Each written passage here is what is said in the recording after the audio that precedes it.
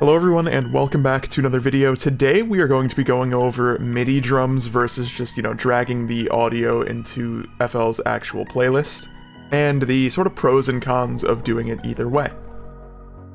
Now I personally have a preference for this. I've pretty much never done MIDI drums, to be honest with you. I mainly just do it straight in audio, and there are a couple of reasons why. But that doesn't mean doing it in MIDI is wrong or even inferior. It's genuinely a very good option that has a lot of good things that come of it, and I'm going to be talking about those a bit in this video. So starting things off, I'm going to put together a very quick drum pattern. It's probably just going to be like a kick, a snare, and a hat, and we're going to do that right here in audio, and then we'll go ahead and do it in MIDI, and we'll talk about sort of what happens with that. I'm going to grab myself a kick. That'll do. I'm going to grab myself a snare as well. That's a good one.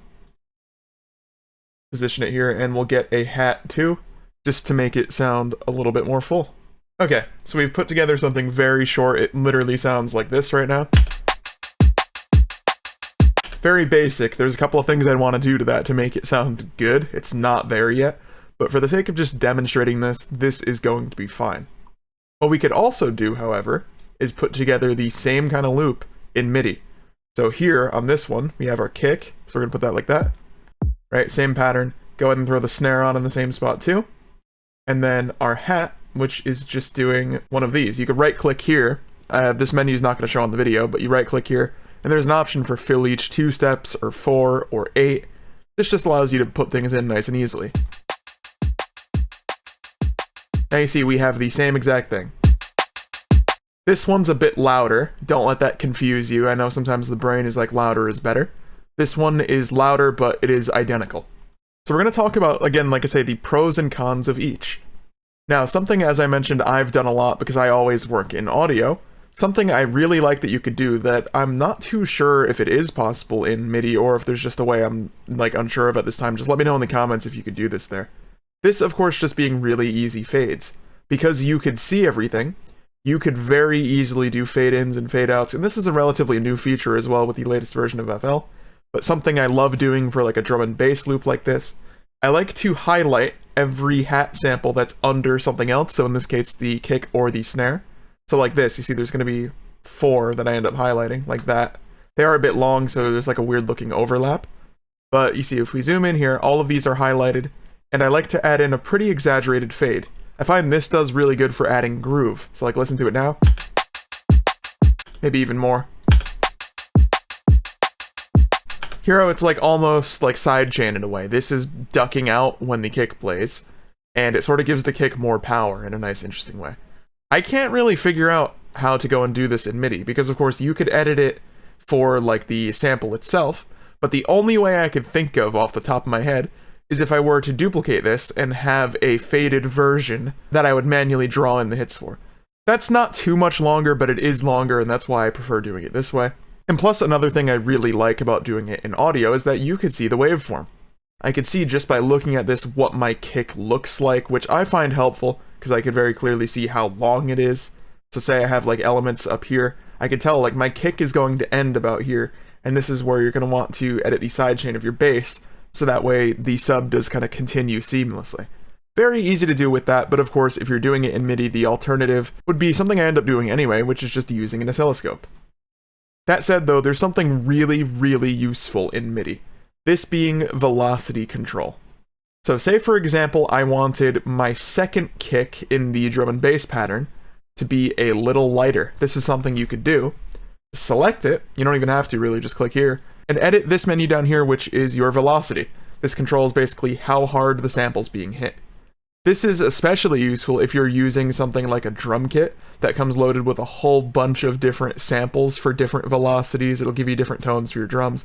Incredibly useful there, because you could have the same snare, but you'll actually have it where if you're simulating hitting it really hard, it's going to be, of course, that same snare, but it's going to be a different sample that was recorded to sound heavier hit, whereas right now in this instance, because I'm just using a few one-shots, this is only really going to edit my volume. But that's okay, it's still really useful, and of course the alternative to go ahead and do this in audio would be to select whichever one, like say I wanted again that second kick to be a little quieter, select it here, and you could use this gain knob to turn it down a little bit. You could also go ahead and use the make unique function to make this a completely separate sample compared to our first one, which means then you could like turn on stretch if you wanted, make it quicker. I'm going to keep it the same, but something I also like to do that's really useful is shorten the sample itself. In the MIDI menu, you would just double click it, go to the out knob, and you could change it here. You could also do that by clicking on it here, but if you want to draw it in yourself in the playlist, you could do something like that. Kind of cool. I think I want it the same volume, but just shorter. Now, MIDI is also useful because you could use it for sidechain. I'm actually sidechaining with my playlist view right here as well, because of course, again, you could do everything multiple different ways. But you see what I have set up here, because there's like no instruments in this track, there's not actually going to be anything to demo with this. But over here, at the very top, I have these two ghost channels. These are not actually playing sound. Well, they are, but they're muted. If I unmute them, you could hear what that's supposed to be. It's just clicks, and I use those. Of course, I unlink them from the master, so they're not playing sound. I use them as just, hey, right here is where I want you to sidechain. That's basically what I'm telling whatever my multiband compressor is. And that's all those are for. You could put these down in MIDI, too, and do it the same exact way.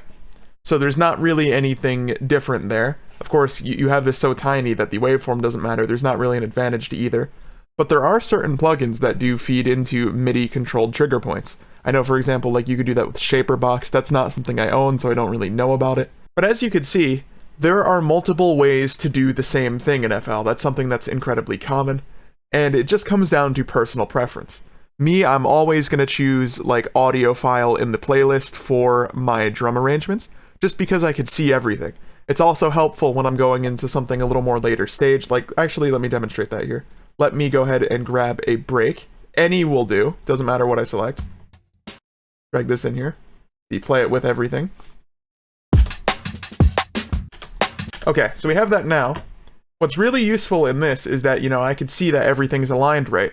Sometimes you might have a live recording where it's not, and this won't be on the grid. Like, say you notice the snare's like out here or something. You can go ahead and align things very easily because you have that visual. That's sort of why I prefer it this way. And again, this isn't going to be like exclusively one or the other. You can go ahead and have MIDI drums and layer and audio break through it in this UI. But of course from here, you just go and do your normal effects. But I'm curious to hear your thoughts in the comments. Which way do you prefer to do your drums? Do you prefer to do them in MIDI, or do you prefer to do them straight in audio? Obviously, I've told you my preference, but I'm also curious to hear because I don't know too much about MIDI drums. Are there any other advantages that I'm actually missing out on? Because though I mainly do them in audio, of course, if there's some very large advantage to doing it the other way, I could probably switch. But to my understanding, this is how you go about doing that, and it also helps you if you're doing it in MIDI to learn more about the patterns menu. I remember getting into FL, I was using this a lot, but then as I kind of figured out the software, I mainly just use this for drawing in, melodies now, using things like Serum, whatever. I don't use this for drums like at all, or any hits really. And it is really useful because, as I say, you have the right-click menu where you could auto-fill in some stuff, save yourself some time, rather than drawing them in yourself.